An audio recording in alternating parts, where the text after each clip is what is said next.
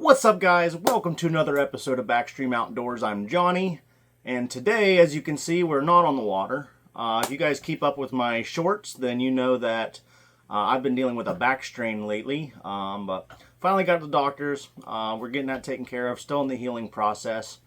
But since I can't get on the yak, I figured I would share some things that I do every day when I'm on the water with my lures that just kind of help you lose less lures, maybe gives things better action, better hookup ratios. So I've got 5 things here for you, and we're going to go over them right now. All right, so first one, you guys know I absolutely love flukes. I use them a ton. They work very good in my area. Most of you would use one of these, one of this just regular offset hook. This one's kind of big. It's just the one I grabbed and figured it'd be easy for you to see. What a lot of guys will do, so just put this on there just like a Texas rig. Pop out, come back through.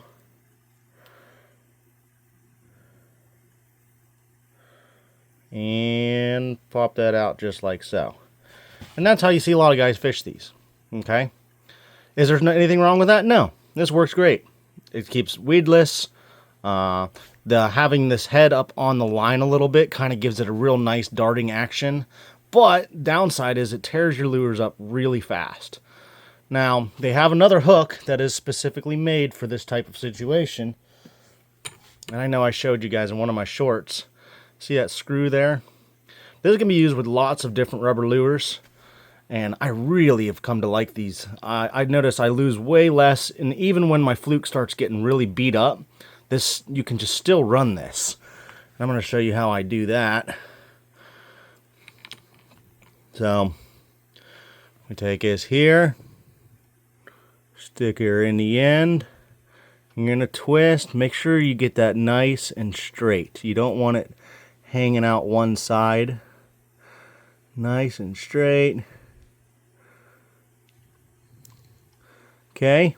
As you can see, this hook's a little small. I should probably use a bigger one, but this is a 3/0. I normally get them in 2, 3, and 5. There you go. And just like that. Now, when that fish bites, what's not going to happen is your lure's not going to slide up your line. And that's what really tears your lures up, because then you have that thing flopping around while you're reeling that fish in. A lot of times it just throws it clean off, but you will save a lot of lures by using this type of hook. So, and also, even for these smaller flukes, especially when I'm running after smallmouth, I love using these for smallmouth. Same deal. Smaller hook is a 2/0. Screw that in the end. Make sure you get it nice and straight. It's a little harder with these ones because of the body shape. It doesn't really have that opening in the bottom. But definitely still works very well. And you save a lot of lures. So that's one of my favorite tips for running a fluke, is just using that there screw hook. I don't know exactly what I call it, a fluke hook, just because I use them for my flukes. But I use them for craws. I use them for Senkos sometimes. It really just depends. And a lot of time it's just me not wanting to cut my hook off and retie. So there's my first tip. Alrighty, tip number 2. I got my little baby fluke. Now this tip generally only works with the smaller flukes. I don't really get the same action out of the bigger ones. It can work, but this is specifically for the smaller fluke. Okay, now you guys all know a wacky rig. I've got this Senko right here. And you just take that, pinch that straight through, boom, wacky rig. Okay, it's a nice fluttering action, works really good. A lot of times you don't even need to put any action on it for the fish to bite, but I actually have a tip for this later too if you stay tuned. But you take one of these flukes, and if you want a real wounded fish action, it's really kind of not moving around a lot but still doing a lot, you go right up the middle of that body toward the head. You do not want to be in the center like you normally would a wacky rig. See how that's just right up there toward the head. And what this is going to do is, going through the water, it's going to cup. Okay? So it's going to be like that fish is kind of wounded, maybe a little deformed. And it's going to get circles with little flutters coming back down. And that head and stuff it's just a really neat action. It's kind of a combination of the the fluke action with the wacky rig action. And especially if you're on shore, what this will do is this will kind of make your lure swim to the side because it's pulling this direction, and your lure will stay in the water a lot longer. So especially if them fish are biting a little slow and it seems like they're chasing you all the way to shore but just not taking it in time, this will leave that lure out there a little longer, but you're still getting a lot of action. I really like this, especially for smallmouth and small ponds. So give that a try and catch some fish, guys. That's just a really neat one. All right, tip number 3 is a knot. Now, it's not a specific knot, it's just a type of knot. You can use whatever one you want, but if you guys use a loop knot whenever you're using a fluke, it will help you immensely. And what that's going to do is, instead of having your line tightened up against that eye, you know, it doesn't really let it move around. It's just going to try to pull it towards you. It's going to give you a much better action from side to side. It may even get some spins. So what I use is a Rapala knot. Really simple. Slide that so you have a loop there. Okay. I'm going to come in through this eye here, and you're going to come back up through, and then what I like to do is just hold that loop with my fingers, and then now you're just going to do your clinch knot. 2, 3. Whoop. Sorry guys, I'm like watching this through a camera, it's hard. I normally do 5 to 7 turns. You're going to go through that loop there and then back through your top. You should always wet your knot, especially with braid. I'm not going to do this right now just because. Now you can pull it down a little further. It doesn't really matter. But this will give your lure tons of free movement in that. So now you're not gonna, it's not just gonna try to pull it through, it's gonna really dart around a lot more, and it's being a lot free flowing of a bait. And that is a really awesome. I use this for all of my action type lures, like my jerk baits. I even like using them for frogs. That really helps a ton. Alrighty, so next tip, you see I've got my line here. And this stuff is pretty visible. It's kind of a, it's not a really neon green, but it's a bright green. And I don't like using leaders very much, especially direct tide leaders. A lot of it's just because I'm terrible at making the knots. I always forget when I'm on the water and I'm trying to look it up. So a tip I use when I'm using this higher vis line is I just bust out the big old king size Sharpie. And king size works the best. It's got that nice big chiseled end. It's real easy to drag on the line. And all you're gonna do is get your line and you're gonna just color the whole thing, spin it around, and you can see the difference that makes, especially in deep water. It's really hard for the bass to see that. And I have a lot more confidence in that. I know I don't have a knot in the middle of my line that might fail, that I probably tied wrong.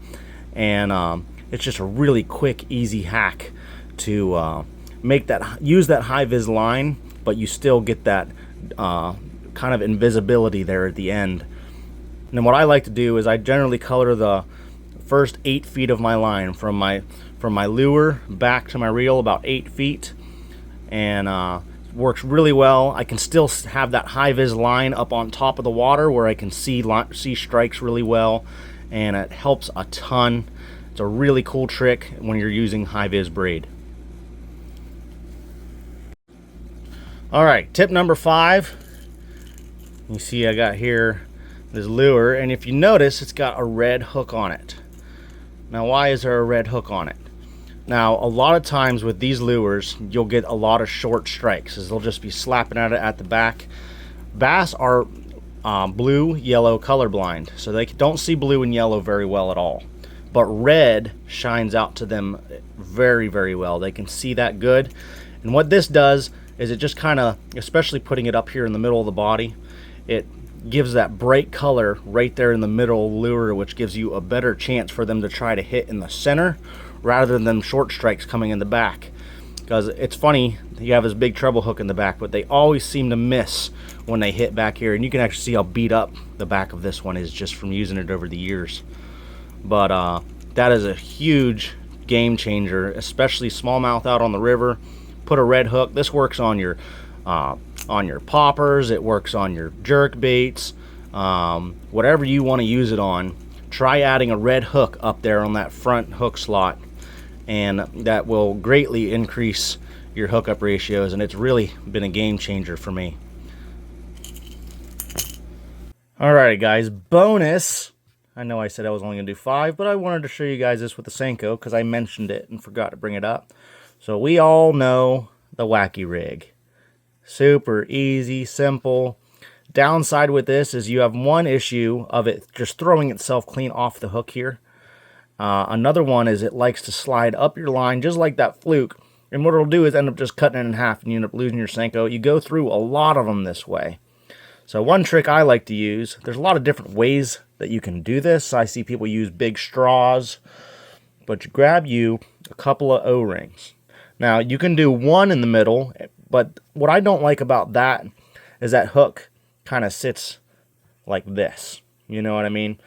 I want that hook to be out here facing this way where it's got a better chance of this not getting in the way of a hook set. You know what I mean? So what I'm going to do is I just take my pliers and I slide these guys up on there just like so, and you're going to stretch it out, kind of push this through until you can grab the end of it right there in the middle. Boom. See how they're both like that? Now what you want to do in one spot, you want to twist them over so you make an X. Okay? See that X there? You're going to take your hook, and I'm going to try not to get it in the bait. I'm just going to get it in between these two. Ooh. Come on. Get in there. There we go. Just like so. Now this will still eventually cut this in half, but it lasts a lot longer this way. That is not going to get flung off whenever you have fish reeling in. Generally what will happen is it won't go past that eye now, just because it's a little bit tighter of a space for it to get through. There's pressure there, and that is a really good tip for a Wacky rig. You can get these O-rings any sporting goods store. A lot of the like Temu stuff I've bought, they always come with these O-rings, and that's a really handy thing to have in your tackle box. But man, I really hope you guys enjoyed this video. It's something very new for me. I hope you guys learned something and it'll help you catch some fish. But as always, I'm Johnny, and this is Backstream Outdoors. And we'll see you guys next time. God bless, guys. Bye.